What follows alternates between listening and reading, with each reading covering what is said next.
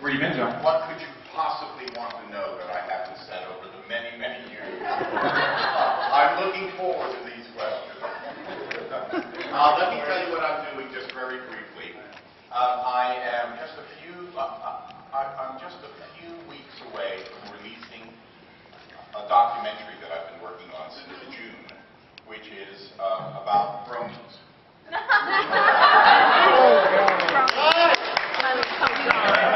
Does everybody know, with a show of hands, who does not know what a brony is? Okay. My heart is sad that I know what a brony is. I'm sad too. He's a 20-year-old guy, or 30, Usually a frat boy. who watches a show called My Little Pony, which was intended for a 10-year-old girl. And the reason I know about it is that I got a call to just say we would like you to do a voiceover, and it's for fine. And when is it? You know, they sent me the material, and I looked at the material, and the material was really quite nicely. It was really good. And I could tell that they wanted a very naughty character, so those are always fun to do. I did it. 3 months later, and believe me, what happens is that you do it, and at the end of the day, you have by that time sort of forgotten, what was that story? And then certainly by the end of the week, you have just forgotten these years. So 3 months later, I go down to my computer, and on my personal email are maybe about 300 emails. Well, very clever. And I ended up spam, and this is how is it possible? And I started reading it, and I said, and I'm looking at it as they're My Little Pony, My Little Pony, My Little Pony. And I called my wife and I go, what do you know about My Little Pony? And she said, well, it's a show that you voiced about 3 months ago. And it's a cartoon for little girls. So I said, well, let me tell you something. These aren't little girls. And that weekend, I was going to a Star Trek convention, I think up in Calgary or something like that. And a bunch of guys came up to me. And they weren't all guys. They were guys and girls came up to me. And they wanted me to sign something about Discord and My Little Pony. I'm like, oh my God, why do you watch this show? And I got some really nice responses. And then I had 2 conventions actually that week.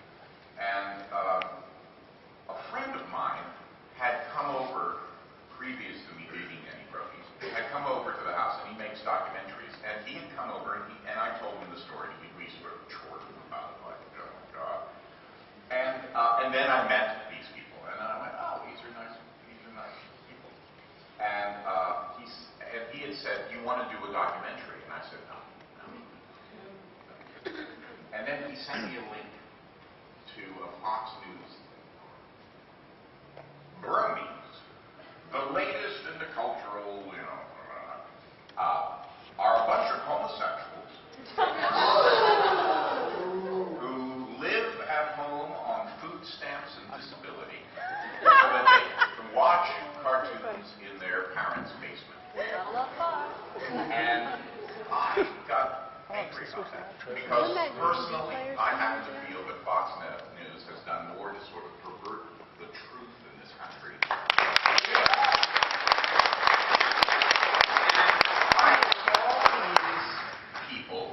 These bronies, as being quite brave to admit that they want to risk the ridicule of watching a show which is sort of intended for little girls, okay? But then when you look at the show, it's about being kind and generous and loyal and friendly. And I thought, why would we be saying bad things about people who watch a show like that? What is it about our culture that has gotten it so that that's okay and that you can go on television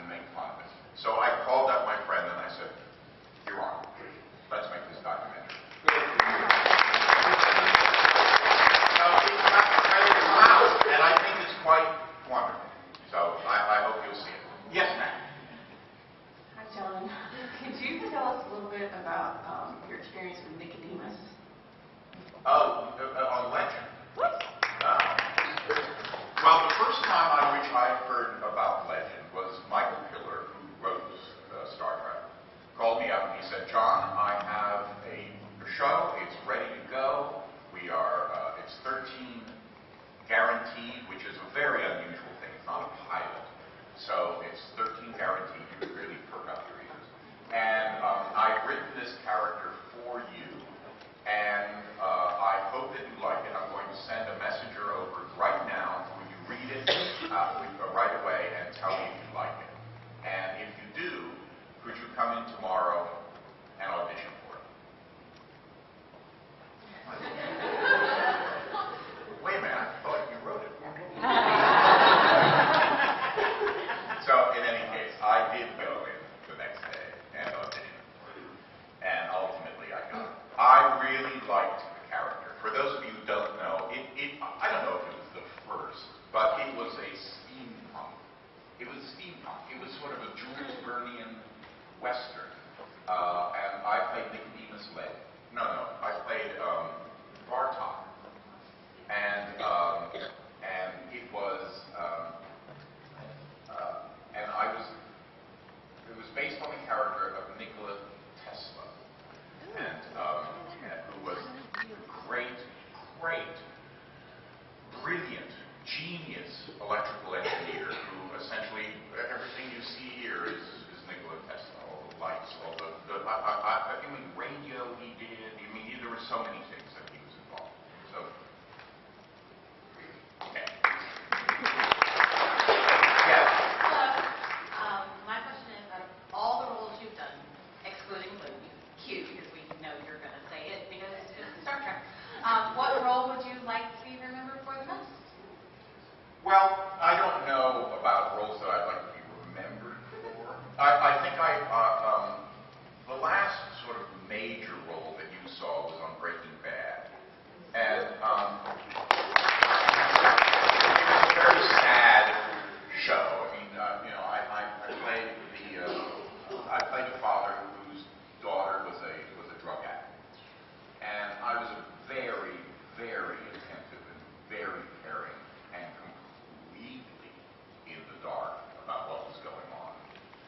And it was really nice, and it was a really sad show. A sad storyline. But what was sort of nice about it, and this happens every once in a while, on Star Trek it happens that people will come up there and say, me personally, but they'll say, Star Trek is like you made them want to become a scientist. But Star Trek did. I've had some young people come up to me and say, that really touched me because I now know what my parents were going through.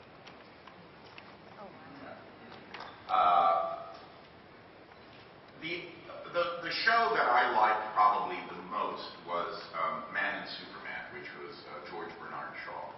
And it was not filmed. And if you want to read a brilliant play, and if you want to read, I played Jack Tanner, the lead in it. And it's every word that came out of my mouth, I believe. And it's so much fun when you have that experience, where you go, it is being said so much better. What I feel is being said so much better than I could say it, and it's so much fun to be able to say it right now. So that was something I really enjoyed. Yeah.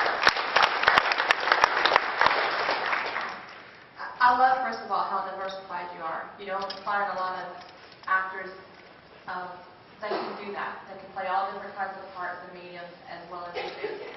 So forgive me for asking a Star Trek question, but was Q intended to be a recurring role, or was it something that it was just so awesome when you played it that they decided to bring you back? Well, I don't know whether it was so awesome, but it was not intended. Not only was it not intended as a recurring role, it wasn't actually intended in the first show. You can see a rather jagged seam in that first show. What it was is that Gene wanted to start off without an MOW. He didn't want a pilot sort of thing, and then move on. And the network did. Hemmed and hawed, and finally, at the very last minute, wrote an extension of the show that was the 1 hour, and he extended it. I think that probably what he did is that he probably, and I didn't know this at the time because I was not really a Star Trek fan. I mean, I was a fan of the movies, but as I said yesterday, I didn't watch very much television, and I still don't. So in any case, the idea was that he was going to write something new, and he had to do it under a fair amount of pressure. And I think what he did is that he went back and thought a lot about what had worked before, and the character of Trelane had worked. So he was giving it sort of that there is connective tissue there. Maybe 2 or 3 years after doing the first Star Trek, my first Star Trek, somebody gave me a videotape of that episode, and I went, oh, it's pretty similar. Yeah. Next. Every thespian has a dream, like either play or movie, something that they would want to either write, direct, or star in. Do you have any dream role or play you'd like to do? Something that you haven't done yet but you'd like to? Because almost everything is ahead, is in the future for a commercial actor like myself, who's not in a repertory company and the plays have already been written, and are we going to do Lear this year? Are we going to do what? Because everything is forward. Mostly what we look for, what I look for, is a good script in a nice situation where it's calm and you can actually do your work, where it's really attentive. There's an attention to detail. I finished a little movie 6 months ago, which I never. I mean, that's the problem with little movies, is that you don't know where they go. Which is. I play a marriage counselor, and it starts right off the bat with me saying, so where's your husband? Is he in the parking lot? Is he in the car? Did you lock him in the car? Is he in the car waiting for you? Where's your husband? And you kind of go, wow, this is pretty aggressive psychiatry. And it turns out that it's this very interesting story where it turns out that her husband actually died in 9/11. And the thing at the very end is we discovered that my wife died in 9/11. And this is a relationship that the two of us need. And she keeps on coming back every week, and it's this sort of relationship.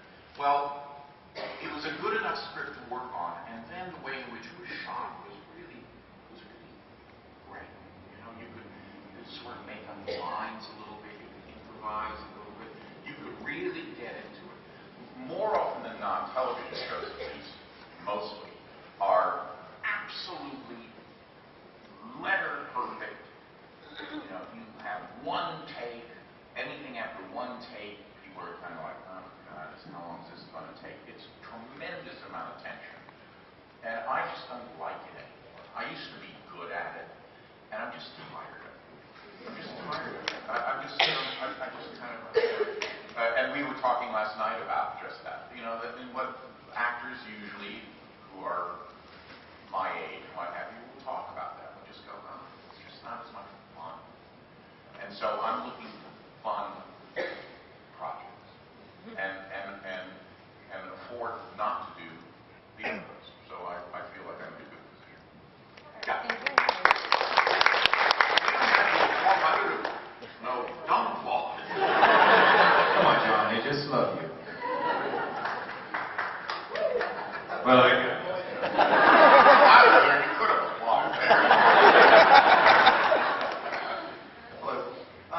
had a chance to meet you at a convention about 17 years ago, and it was a pretty funny moment when you tried to get on the elevator and a really rabid fan caught you before you got on the elevator and pretty much harassed you to the point to where you had to get off the elevator and take the stairs instead. So my question is, do you have a really memorable crazy fan moment that really just sticks out in your mind that you think about every once in a while about just how crazy something I try to get them out of my mind.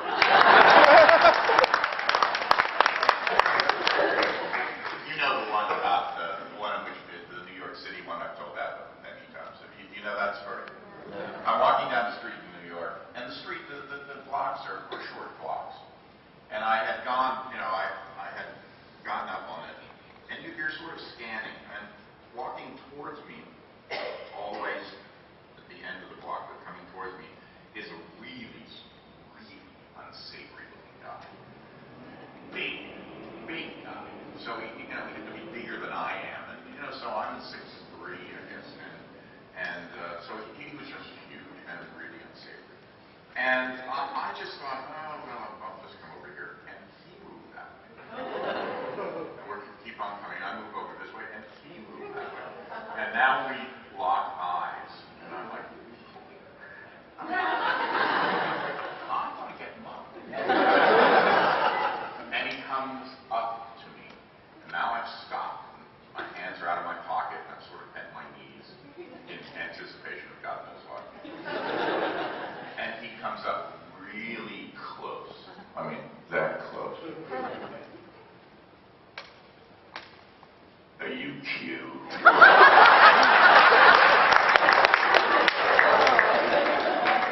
Oh, I'm not going to get mugged. Maybe it's worse. I go, yeah. Can you bring people back from the dead?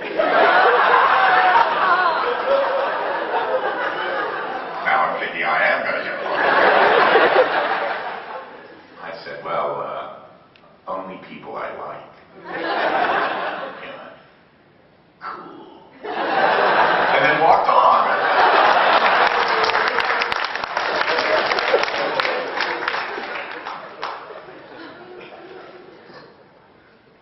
Good morning. Welcome to Rolls. Good morning. Mark. As Trek fans, you have a very distinctive voice, and it's always fun. Me and my group of geeks, we try to pick out what narrations you've done, what voiceovers you've done. Your latest being the Assassin's Creed series. Very good. Thank you. My question is, what has been your favorite either voiceover work or narration work that you've done? I made him think. Well, I'm thinking of one that you could actually go and see without having to pay any money for it. And that is, go on YouTube and I do The Raven. Okay? And you have to watch it quietly because it's just me into the camera. I love doing text work. It's fun. And as a little boy, I didn't know how to read. I mean, I didn't learn how to read when everybody else did. And I ended up in the 6th grade. They really it came to roost with 5 F's and a D. Yeah, that got my parents' attention. And I had to repeat that year. And one of the things in which I ended up doing is that concurrently with that, I had this sort of sideline of being a thief. Are there any young kids? I had the sideline of being sort of a thief, and I didn't steal LPs, and I didn't steal candy, and I didn't steal, whatever things that kids usually take. I stole books. And because I had a 2-hour detention that was a 2-hour every day for the entire year detention, because I was a naughty boy, I worked with Rudy, the janitor, and I had complete access to the library. And I began taking, a book here and a book there to sort of grace my desk at home. Until finally,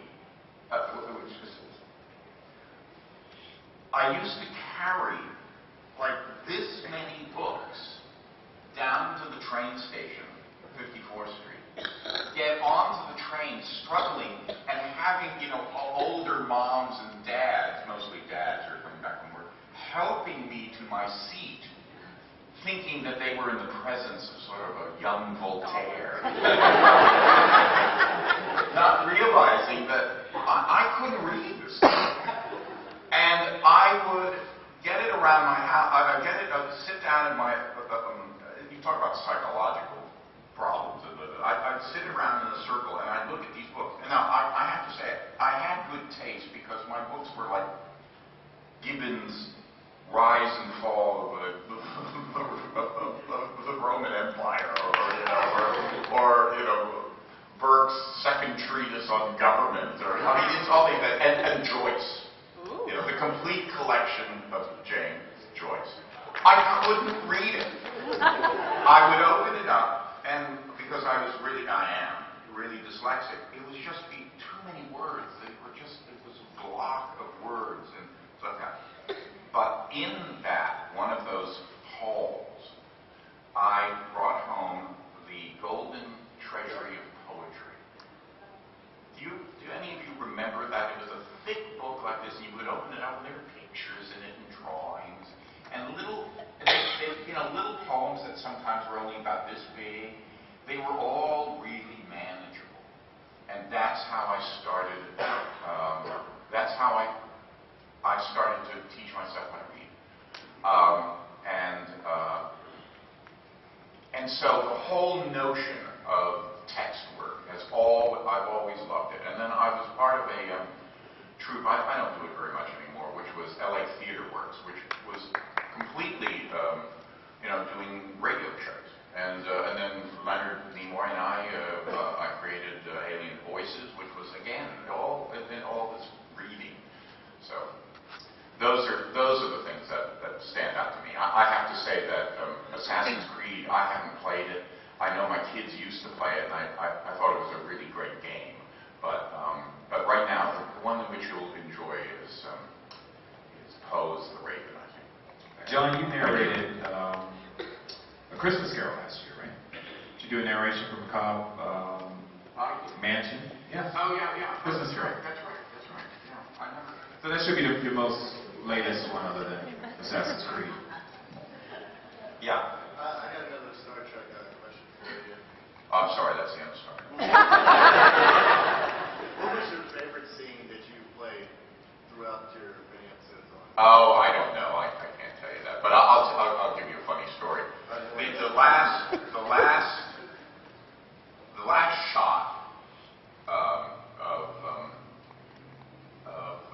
Next Generation was just Patrick and I. It was done at around 10 o'clock at night on a rainy Thursday night. The show had already closed down. That all the sound stages were gone. I mean the bridge, all that type of stuff was gone. And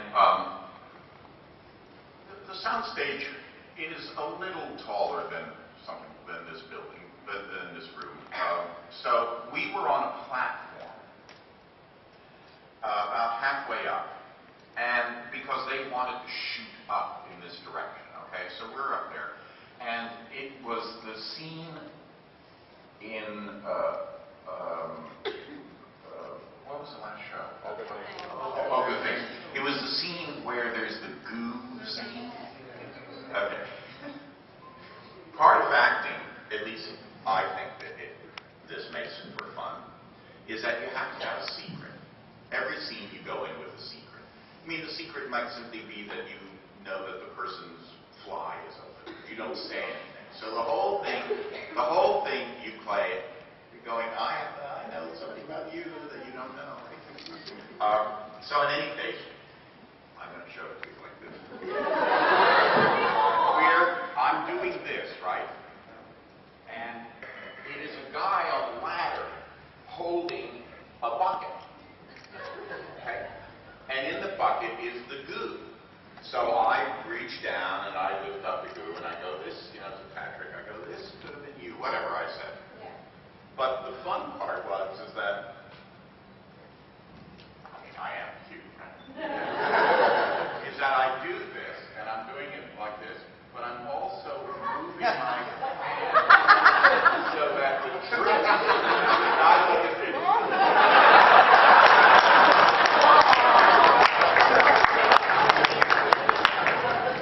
So that's mostly what I'm thinking about. I'm really, I'm getting it. And then we finish the scene, you go, you. As Q, you were actually physically there, and playing Discord kind of chaotic. What was it different not actually being on set or working with people face to face? You mean for Discord? Yeah. Well, you have to think of all of those things. You have to imagine all of that stuff. And it's just, you're just using a different part of your brain, that's all. I mean, you could do it. It's not difficult to do. I'm not a voiceover actor in the way that somebody like Tara Strong is, or people like that. They are, they practice different voices. Probably, it wasn't her, but it was with, I was somewhere, I forget where I was, somewhere, having dinner, and there were maybe 4 or 5 voiceover guys there. It was exhausting. They couldn't talk. So what did you do today? Well, what did I do today? And then they get into competitions with each other, and they're, the people in the restaurant are looking around and stuff like that, and I'm like, oh my God, get me out of here. But they practice these voices. I don't do that. I don't do that. I'm not interested in that. I'm envious of the ability that they have, but it's not something that I'll try to get on my own. You don't need to. Your voice is awesome already. Good. I got the chance to meet Robert Picardo earlier this year at MegaCon, and I had no idea that you guys had been working together in LeVar Burton and everything. I'd love to hear more about the collaboration that you guys have been working on. Well, which collaboration? It was something, aren't you working with, something like Alien Voices, where you were working with... With symphony orchestras? Yes. Okay. My father was with the Philadelphia Orchestra, and so I grew up with going to the orchestra all the time. And my first experience of a narrator, although he was more than a narrator, was watching Danny Kaye. He's fantastic. I was a little boy, and I thought, oh, I would love to do something like that. Well, I had my opportunity when somebody, and it might have been Patrick, actually. Well, in any case, somebody fell out of doing a Peer Gynt. So I did Peer Gynt with the LA Phil and then the New York Philharmonic. Now, I was very fortunate in that I've done narrations with the major orchestras here in Canada. And after I did a bunch of those, there was a conductor who came up to me in New York, and he said, I'd like you to do something in Pasadena. What would you want to do? And I had been thinking about it, and I thought, these narrations are really thin. I bet you that I could do a whole Midsummer Night's Dream where you really had a sense of the story of Midsummer Night's Dream. So they were almost like operas. So he said, absolutely. So I moved the orchestra to take up a diagonal on the stage. And then I hired, 75 people. I had dancers who were the fairies. I had a chorus that I had like the Woods. I had wonderful actors in it, singers and what have you. And that was my first venture. Then after that, I did Romeo and Juliet, which was I stripped down the play to, you know, in Romeo and Juliet, the only people you care about are Romeo and Juliet. You know, so, and then there are two necessary plot points, which is the death of Tybalt and the drinking of the poison. So I had two actors, two singers who were sort of their doppelganger, and two dancers. And they did the entire show, and I used 11 or 12 different composers. So now, again, this is an hour and a half on stage. And I did a bunch of those, Bourgeois Gentlemen, a bunch of them. Then I was doing the children's concerts for the LA Phil, and they asked me to create a series of what I consider to be kind of didactic, more serious things. So I wrote plays and events for them. And I hired, at that point, I began hiring. I hired Bob to be in my Prokofiev. I hired Johnny Phillips to do the Bourgeois Gentleman. I hired Jerry Harden, who did Mark Twain, so I would hire, you know, the actors who you know and I know to do those things. I'm not doing them anymore because I went and started directing opera, and I just would rather be sailing. Since we only have 5 minutes, and if we could segue into that, understand you're on a major undertaking right now with a boat. I've always sailed, and as strange as this may sound, when I was younger, I used to put myself to sleep at night by being in a storm, at night, in a boat, locking everything up and battening down the hatches, as it were, climbing into a bunk, strapping myself in, and just going, well, what happens is going to happen. And by the time I went through that process, I would fall asleep. When I would tell this to other people, they'd go, "What are you doing?" It sounds like the most stressful thing in the world. But I've always enjoyed sailing. And I do have a very nice boat. And I'm outfitting it for a very long trip. And every time I say it, I say it for two reasons. One, it's forcing me to go because it's really scary. And there's part of me that goes, I don't know if this is really going to happen. But I'm not going to go alone. That was the one thing that I decided not to do. I'm surrounded. I have 3 circumnavigators who are on the same on the slip next to me.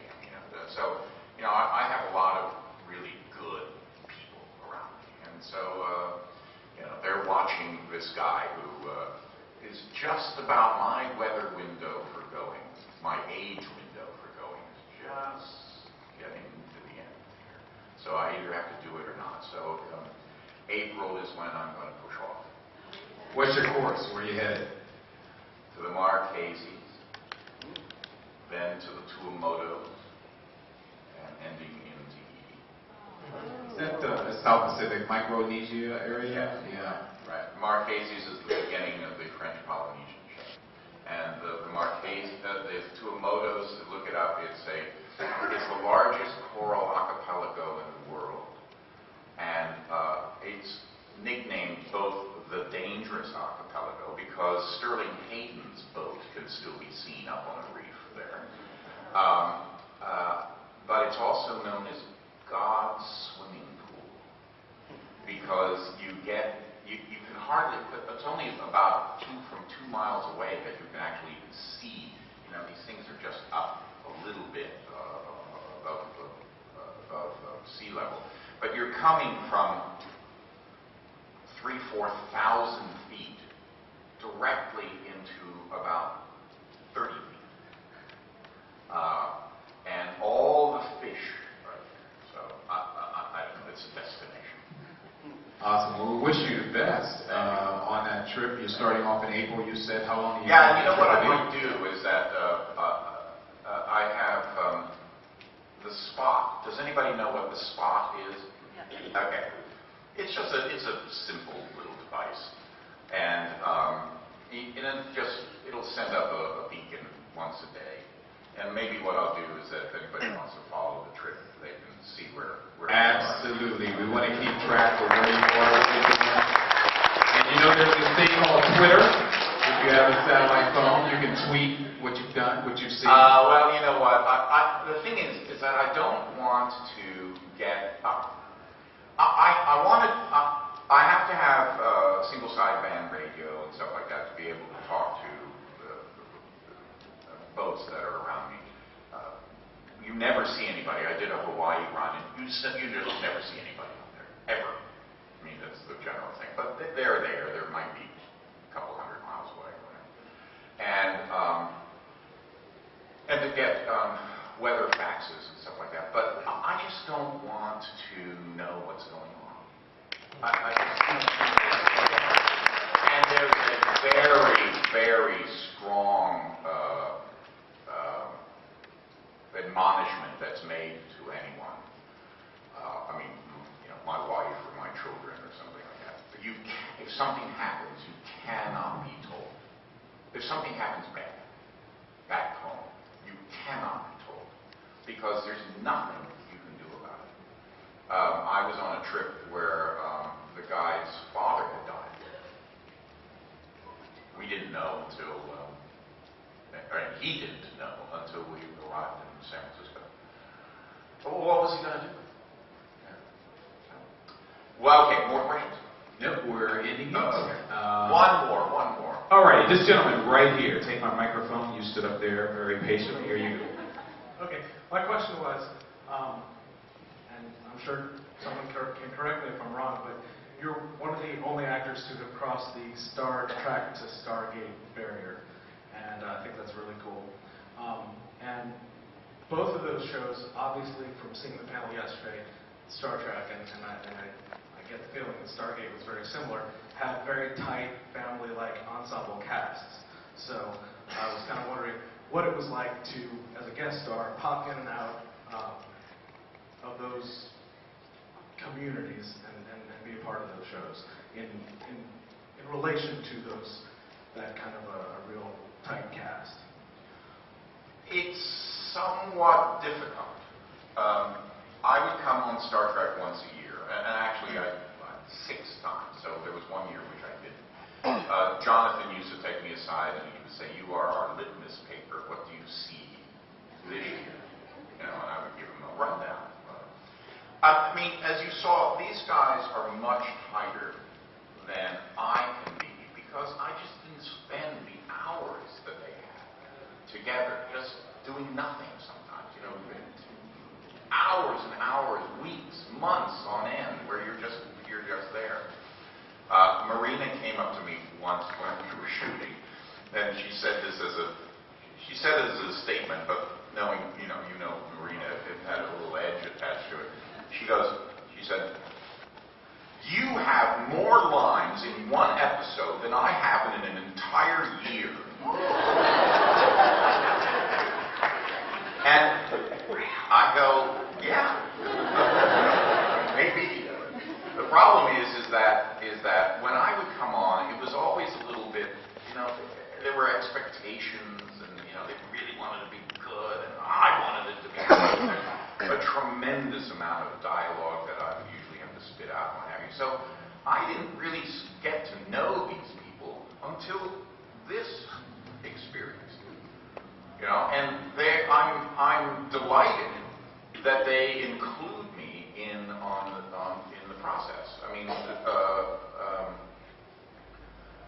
but that doesn't